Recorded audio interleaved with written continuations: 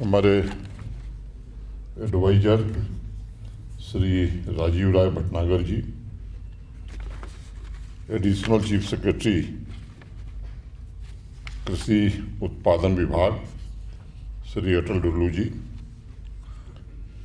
East Kashmir के vice chancellor professor Nazir Ganai साहब, secretary tribal affairs Shri Shahid Iqbal Chaudhary ji, Kashmir के डिविजनल कमिश्नर श्री पांडुरंग पोले जी, एग्रीकल्चर और सीप हस्बेंड्री के हमारे सभी अधिकारीगण, सभागार में उपस्थित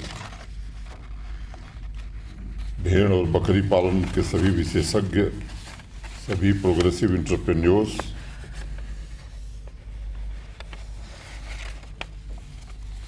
ट्राइबल समुदाय के हमारे सभी सम्मानित भाई बहन, देवियों, सज्जनों और मित्रों, ये हम सबके लिए प्रसन्नता की बात है कि यह आयोजन आज यहाँ किया गया है। जनजातीय समुदाय के बीच भेड़ और बकरी पालन में नए क्षितिज, इसकी चुनौतियाँ और अवसर, इस विषय पर जो मैं कहूँ कि वर्कशॉप यहाँ आयोजित की गई है, निश्चित रूप से प्रसन्नता की बात है।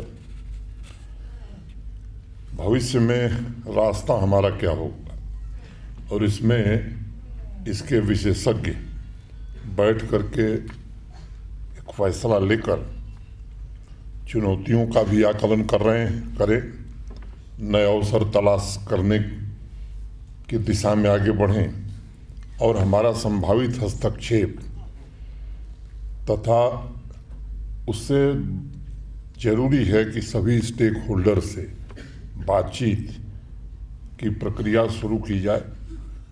और ये जो तत्परता दिखाई है किसान बोर्ड ने या सरकारी विभाग ने, इसके लिए मैं इस आयोजन से जुड़े सभी अपने साथियों का हृदय से धन्यवाद करता हूँ। डुल्लू साहब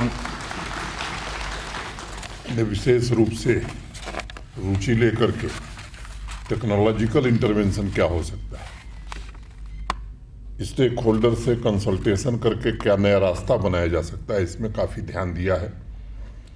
सीप रियरिंग और सीप फार्मिंग से जुड़े प्रोग्रेसिव इंटरप्रेन्योर ताहिर अहमद साहब की बातें मैंने सुनी हैं। लोकल वूल को प्रमोट करके नई उपलब्धियां हासिल करने वाले यासिर साहब की कहानी भी सुनी है और चुनौतियों को भी समझने का अवसर मिला है।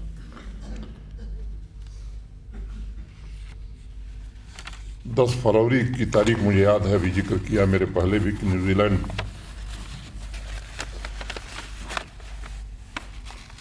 के साथ सीप फार्मिंग के क्षेत्र में कैपेसिटी बिल्डिंग, टेक्नोलॉजी ट्रांसफ़र और ट्रेनिंग के लिए एक MOU साइन किया गया था। उसके बारे में पहले के वक्ताओं ने विस्तार से बताया है, मैं उसमें समय नहीं जाया करना चाहता हूँ। आंकड़े भी बहुत सारे बताए गए हैं। अगर आप गौर करेंगे तो 2020 के आसपास लाइव स्टॉक सेंसस के डेटा को भारत सरकार ने एनालाइज किया और एक रिपोर्ट तैयार की। उस रिपोर्ट को अगर गौर से आप देखेंगे तो एक बात, एक सज्जन ने उसका जिक्र भी किया था कि 2012 से 19 के बीच सीप या भेड़ों की आबादी में लगभग 4.19% की गिरावट आई है। 2012 में जम्मू कश्मीर में कुल भेड़ों की संख्या 3.4 मिलियन थी, लेकिन 2019 में घट करके ये 3.2 मिलियन हो गई है। ये सच है कि ऊल के उत्पादन में हम देश में दूसरे नंबर हैं और क्वालिटी के लिहाज से सबसे बेहतर है। अब सीप फार्मिंग से जुड़े जो हमारे ट्राइबल भाई हैं, उनके जीवन स्तर को बेहतर बनाना, बुनकरों के जीवन में आमूलचूल परिवर्तन स्थापित करना, ये हमारी प्राथमिकता होनी चाहिए। अगर पुराने दस्तावेजों की तरफ आप जाएंगे ब्रिटिश शासनकाल के, तो एक किस्सा मैंने पढ़ा कि जब कश्मीर घाटी में दो पड़ोसी औरतों में झगड़ा होता था, तो जिस गाली का प्रयोग यहाँ की बहनें करती थीं, वो कहती थीं कि जा तेरी बेटी की शादी किसी बुनकर से हो जाए। अब इसको अगर समझें आप, तो इसके पीछे कारण क्या होगा? किसी फार्मिंग वाले समुदाय की बजाय असली प्रॉफिट वो मैन्युफैक्चरर को होता था, और बुनकर बेचारा जो है किसी तरह से गुजर बसर करता था। मुझे लगता है कि एक चुनौती ये भी है जिस पर हमें विचार करने की आवश्यकता है।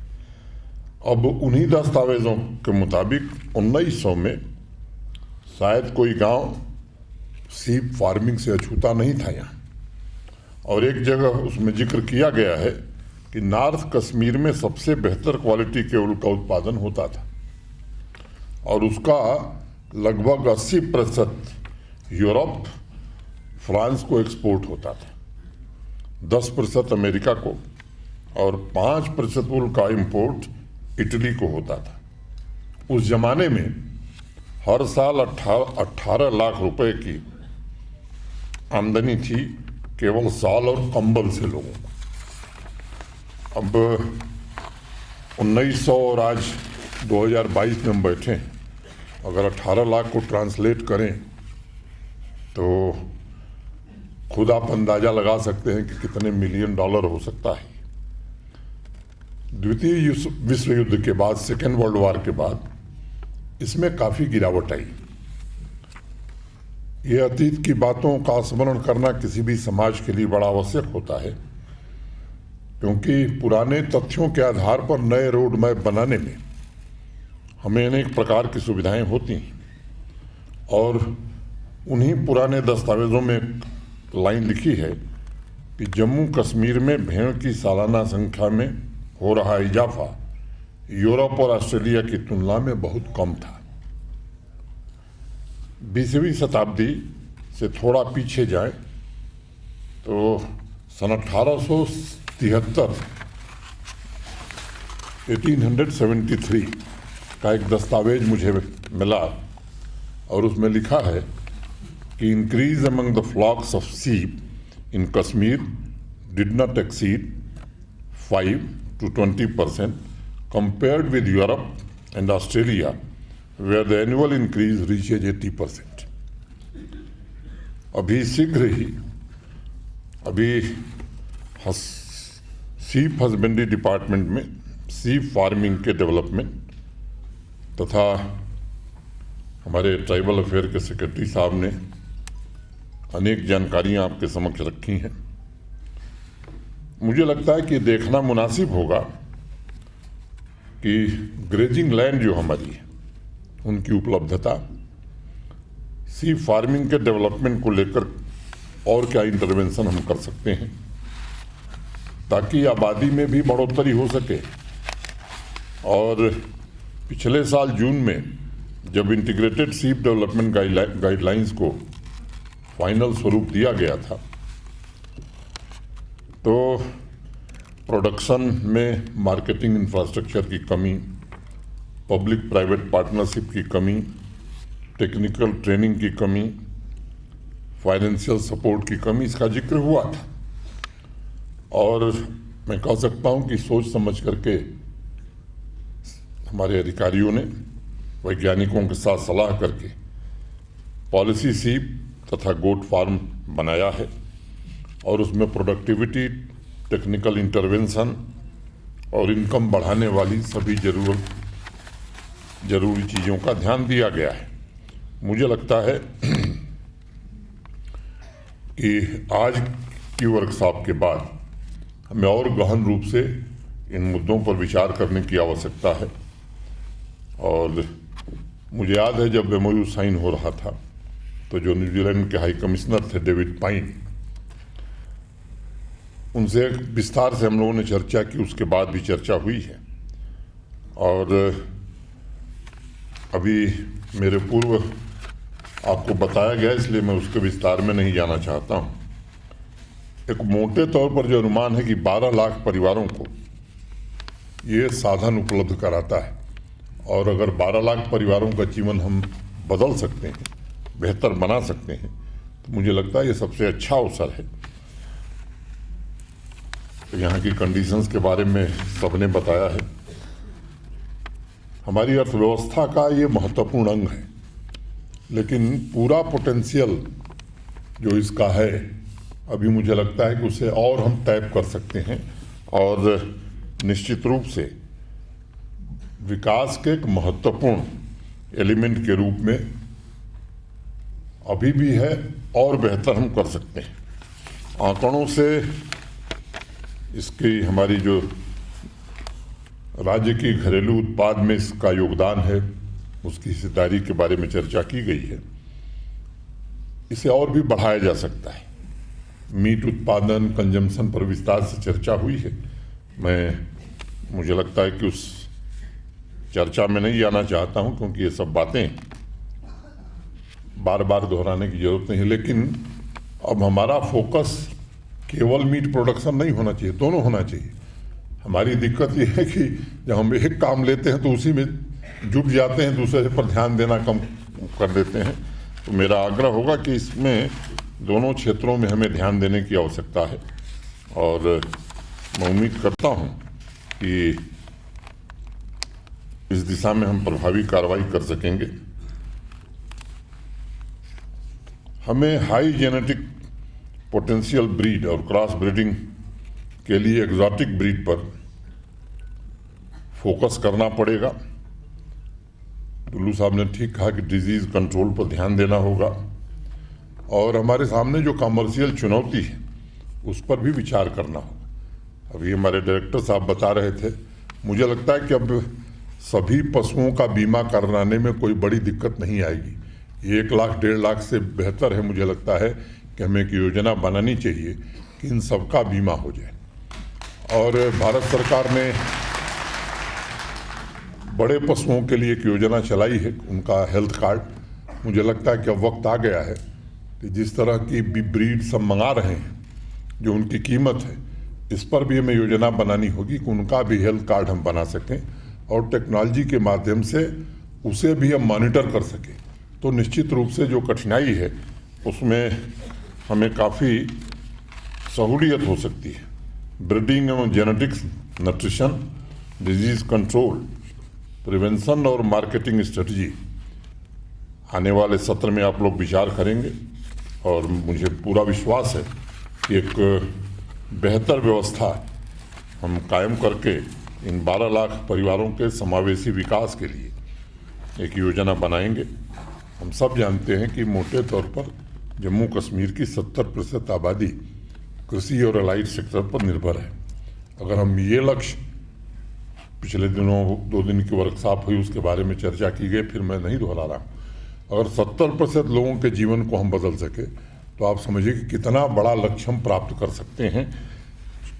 हमको इसके लिए तैयार रहने की ज़रूरत है, और मैं उम्मीद करता हूँ कि ये जो वर्किंग ग्रुप है वो जल्द ही अपनी रिपोर्ट देगा।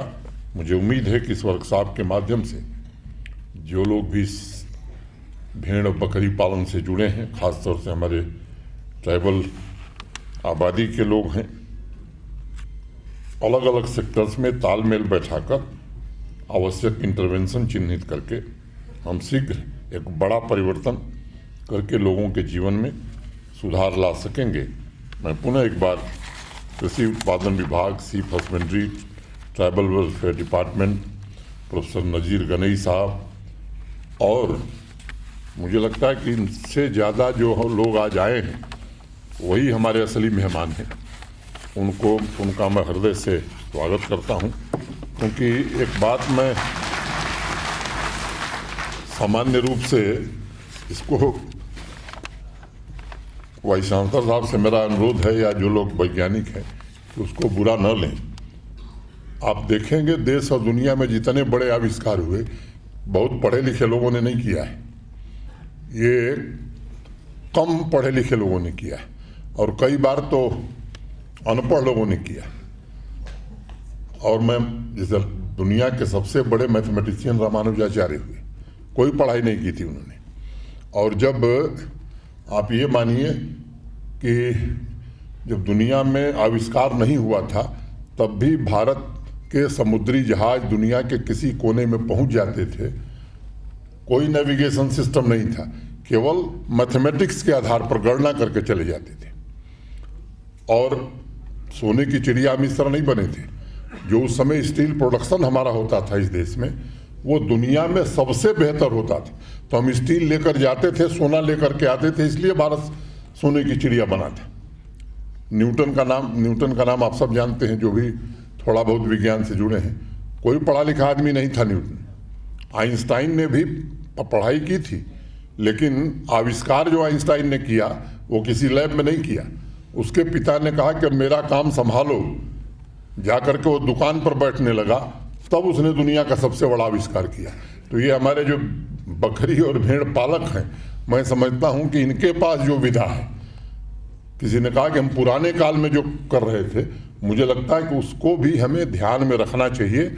और ये एक अच्छी विधा हमारे देश की रही है, इसे आगे बढ़ाना चाहिए। मैं कुछ बातें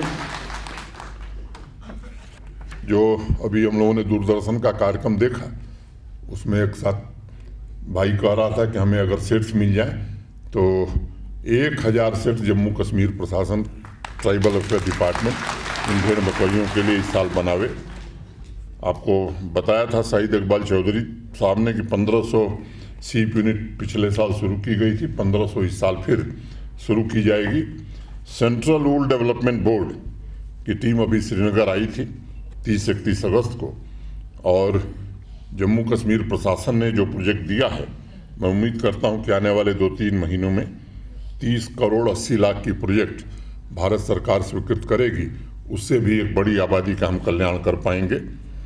हर ट्राइबल सेल्फ हेल्प ग्रुप को 1 लाख रुपए की आर्थिक सहायता और 3 लाख रुपए शेयरिंग मशीनरी के लिए अभी शाहिद इकबाल चौधरी ने आपको बताया है, और 5 करोड़ रुपए लगाकर कॉमन फैसिलिटेशन सेंटर हम एक जम्मू में और एक श्रीनगर में बनाएंगे, जहां ट्रेनिंग, स्किलिंग और मार्केटिंग की सुविधा हम विकसित कर सकें। मैं फिर से आप सबके प्रति हृदय से आभार व्यक्त करते हुए इस कार्यक्रम से अच्छे परिणाम आएंगे, इसके बाद जो गहन चर्चा आप करेंगे, आपको शुभकामना देते हुए मैं अपनी बात यहीं पूरी करता हूं। धन्यवाद।